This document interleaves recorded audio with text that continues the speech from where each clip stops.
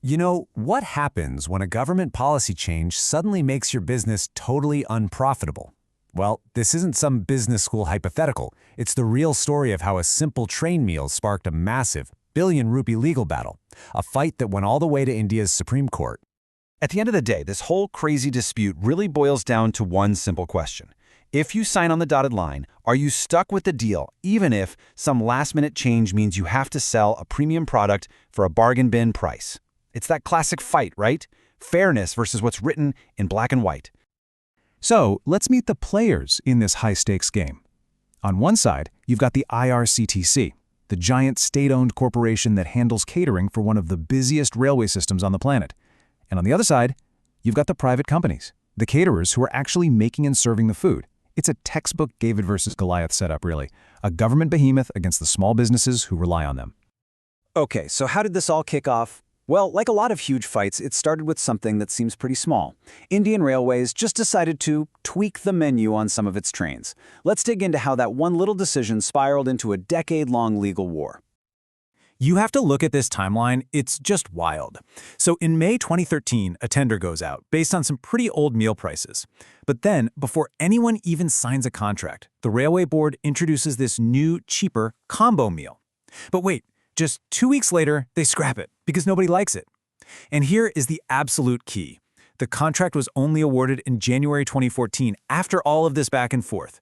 The caterers were walking into a mess where the rules had already been changed twice. And this table just lays out the financial trap perfectly. The caterers put in their bids thinking they'd be serving meals for a certain price. Then, the Railways brings in this cheaper combo meal. But when they got rid of the combo meal, they told the caterers, hey, you have to serve the full, original, more expensive meal, but we're only going to pay you the lower combo meal price.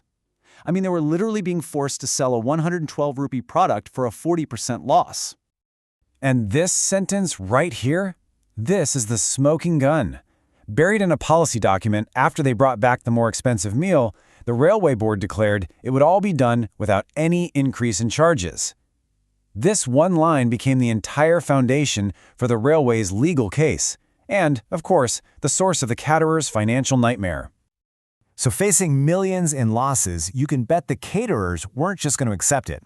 They took their fight to court, and that kicked off a legal saga that would see them climb rung after rung of India's entire judicial system.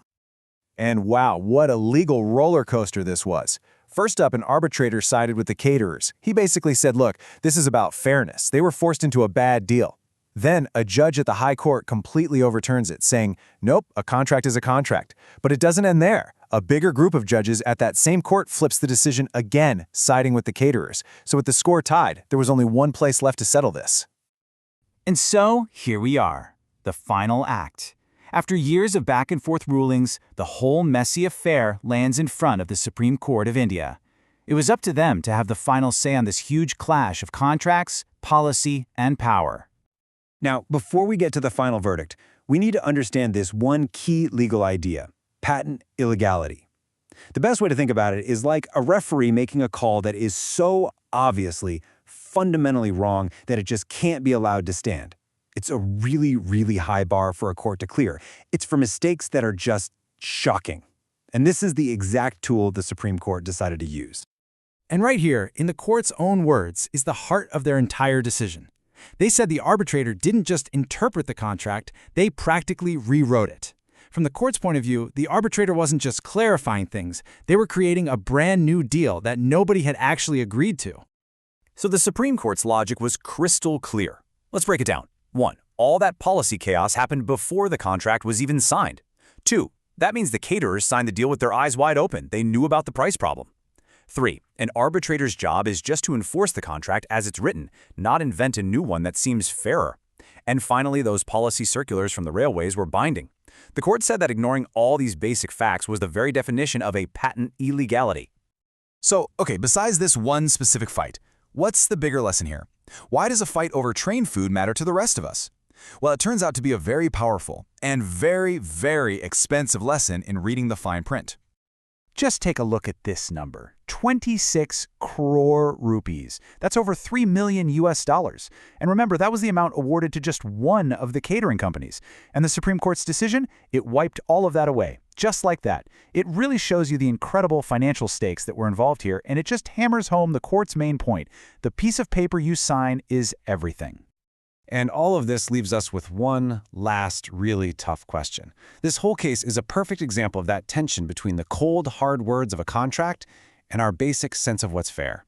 I mean, the caterers were in a really tough spot, no doubt about it, but they did sign the deal. So where should the law draw the line? Should it just strictly enforce the words on the page no matter what, or should it step in when it feels like one side has all the power? It's a huge question, and there's definitely no easy answer.